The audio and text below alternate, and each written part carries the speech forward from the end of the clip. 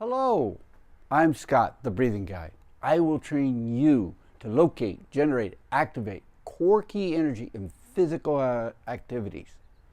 This video series is driver swing mechanics with key energy. This is lesson 1, swing mechanics. This is stage 3, finger ergonomics, how to strike the ball. This is where we get intricate. This is an understanding of what your hands want to do. One of the great books to really appreciate the value of the hands is Ben Hogan's book, because his first chapter goes in a little bit of the history of the grip and the value of how to have your hands soft, you're not gripping, coordinated. It's the transferring of the force from your body into the hands. So striking the ball is with your hands, and understand it. Now, this is part 1 of finger ergonomics, and I got to give you some background and what do you want your club head to do. I'm going to mix the two together, and then how we develop your hands to do what you decide from the discussions involved. Okay, what is finger ergonomics? Understanding. Let's get that. This is all about when you bring your club down and crossing the hands. What facilitates it, what helps it, or what impairs it, what limits your hands from going through. So many people, it's like, wait. And especially on the driver, the idea of crossing the hands and bringing your hands up is the key element there. You want to, not this, not that, but strike all the way through. That is the whole principle of this form of swing mechanics, to give you the maximum out or the most dynamic way of bringing the club to the ball and then striking the ball with the crossover. So when I say finger ergonomics, I mean what fingers do what involved. Let me explain. I know this is new, most likely for never heard. Let's begin. You got to, when you're doing your arm, you're doing in the golf swing, on the left side, you're using the tricep. On the right side, you're using the bicep. Understand which fingers activate either the tricep or the bicep.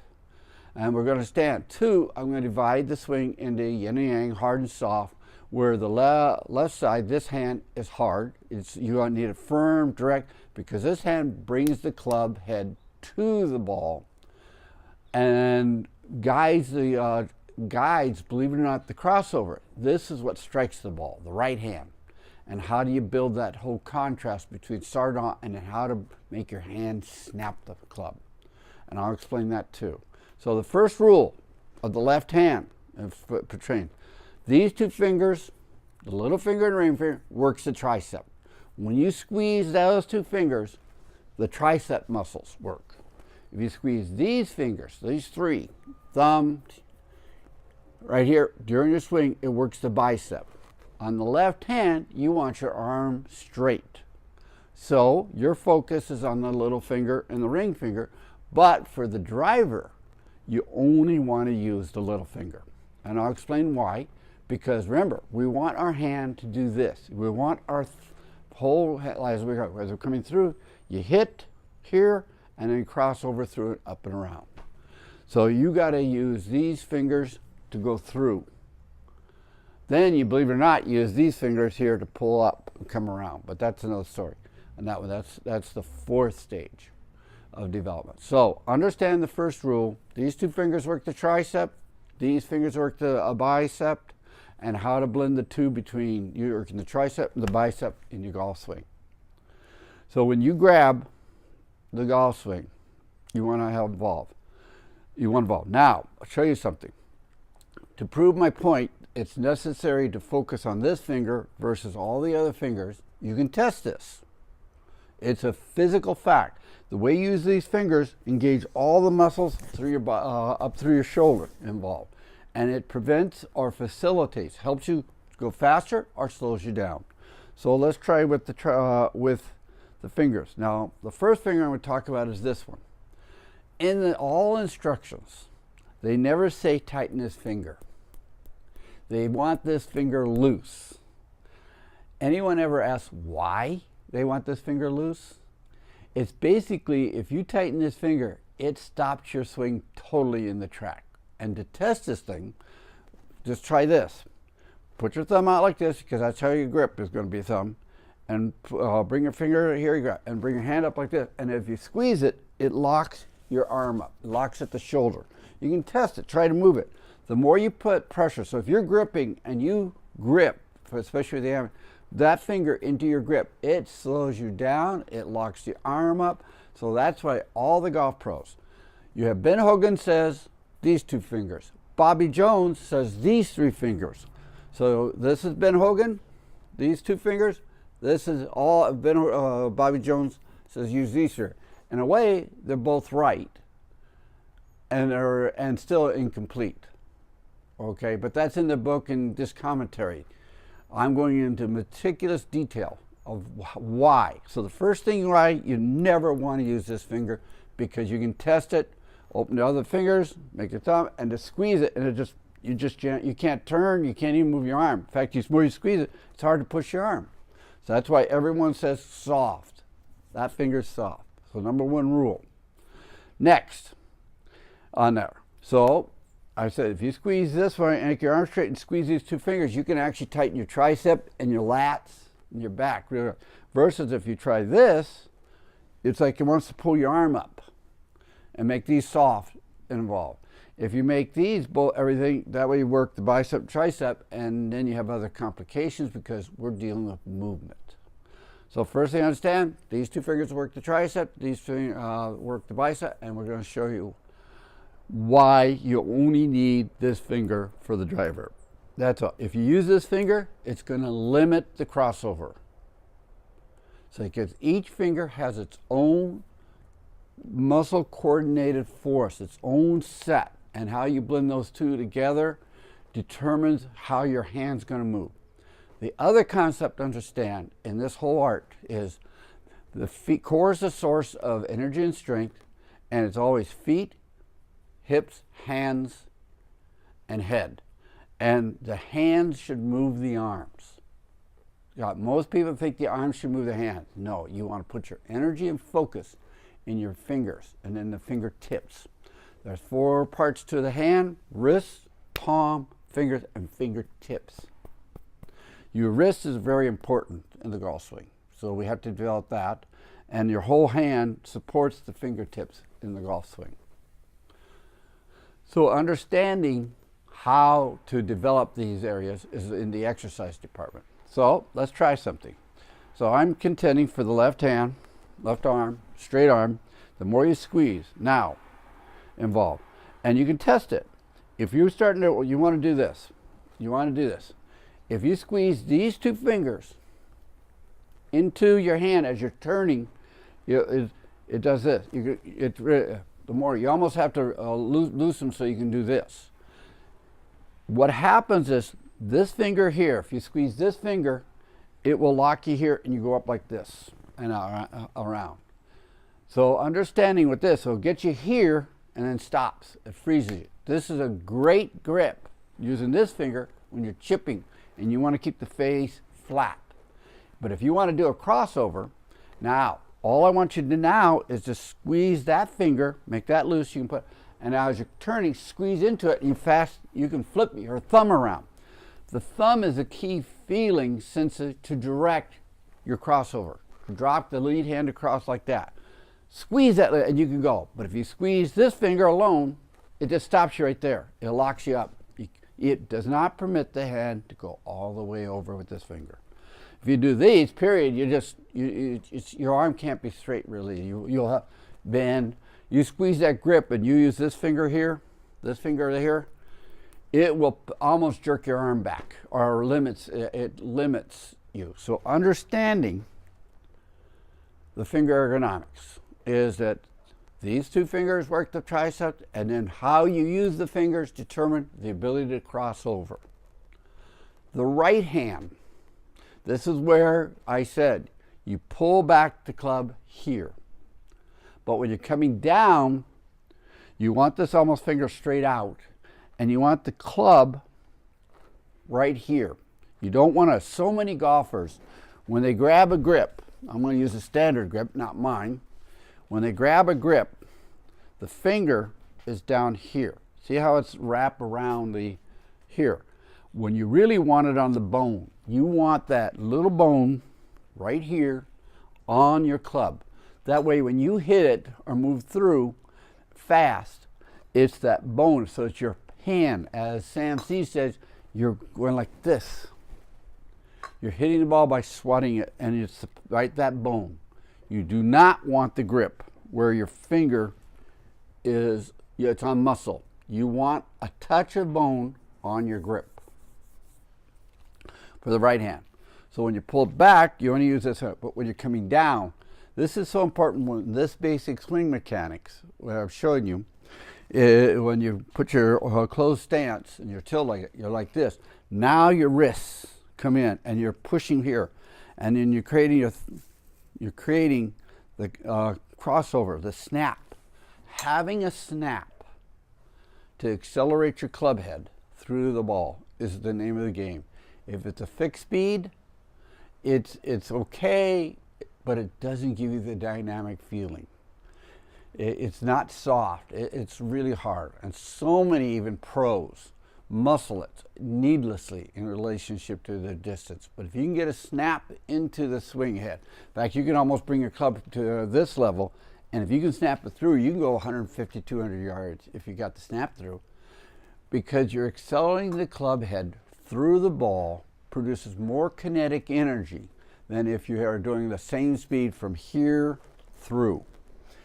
To prove my point, think of driving a car, you're doing 40 miles an hour, and you stop.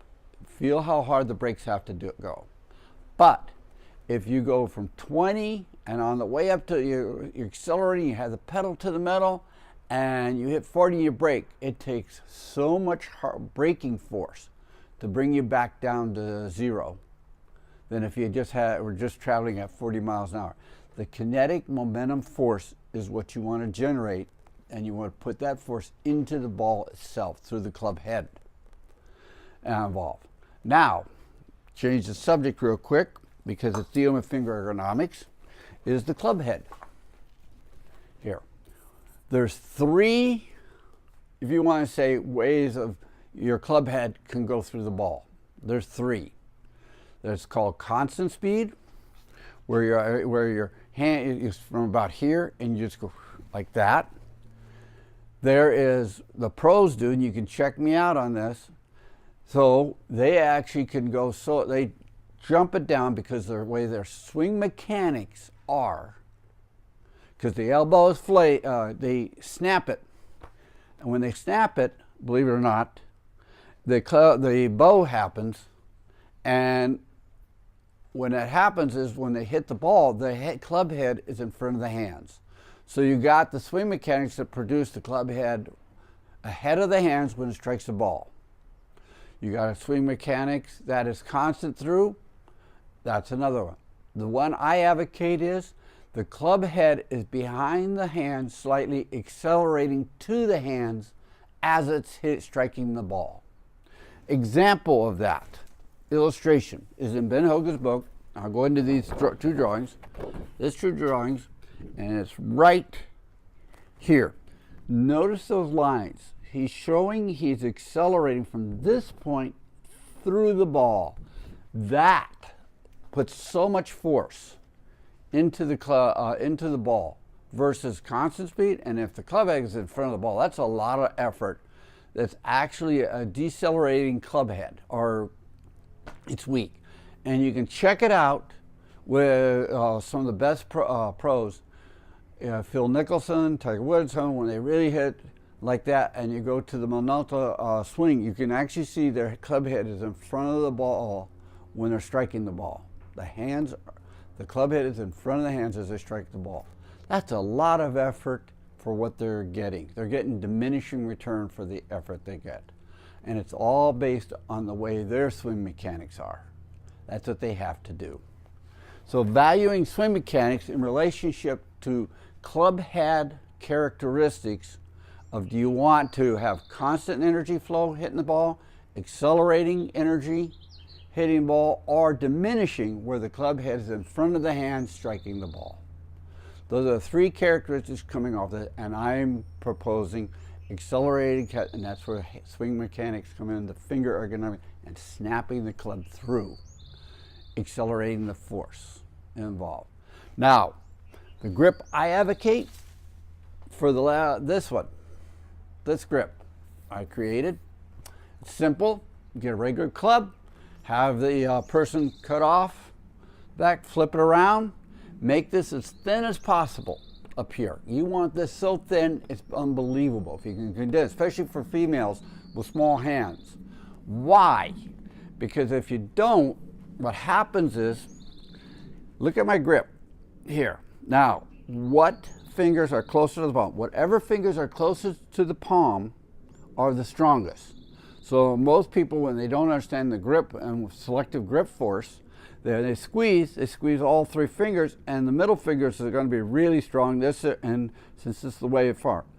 But if you go like here and then really put here and then take your other fingers off, you know, really soften this for the left hand. So look how close I can get my little finger. If you use the other grip,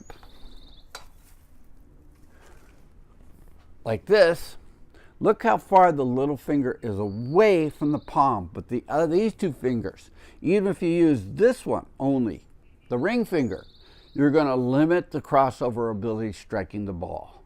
And that's what happens most. I've seen it, where a person goes like this and they hit the ball and the club face is just totally flat because they're squeezing this finger because it's the closest to the palm. On this. So for the left hand, you want only the little finger, you want it as close. That's why a lot of golfers, you watch, they choke down. They want it here. When you choke it down to here, look how much closer the palm, little finger to the palm is. Why do they choke down? So they can use the little finger. Remember, the little finger works the tricep. That's what you want for the straight arm. The more you activate the tricep, the stronger you can be. You go into, if you want to say stage 2, then it connects onto your pec. How do you make the characteristics for the downswing? But for the crossover, by squeezing the little finger, it accelerates the crossover, the thumb. The thumb can cross over so much faster by playing with the finger pressure involved. So, I advocate this because you can go to the farthest distance down. You can get your little finger the closest to your palm, and that way you can activate it more. 2, by being small, you can bring the grip way up by the knuckle, way above the knuckle involved, and that's what you want. You don't want it here across the palm. You want it up here. So that way, guess what? It goes across the top, your knuckles, like this. And then when you take it back, you can notch it. When it's in here, like this, most grips are like this, like that, you can't cock it as much. You are wanting the greatest arc. So by having it this way, you can have it up here. You're just squeezing the little finger in here, and then you can have the greatest. And look, for all you professionals, look how my grip is totally across my upper, supported by the knuckles, not down here. That way it gives you more wrist action, greater ability to flow, less internal muscle resistance in your arm and back to swing through. Greater speed and greater connective force and coordination to do it. That's the key thing for the left hand. So this is driver swing mechanics, lesson 1 swing mechanics. This is stage 3, finger dynamics, and this is part 1, the left hand and the club head characteristics.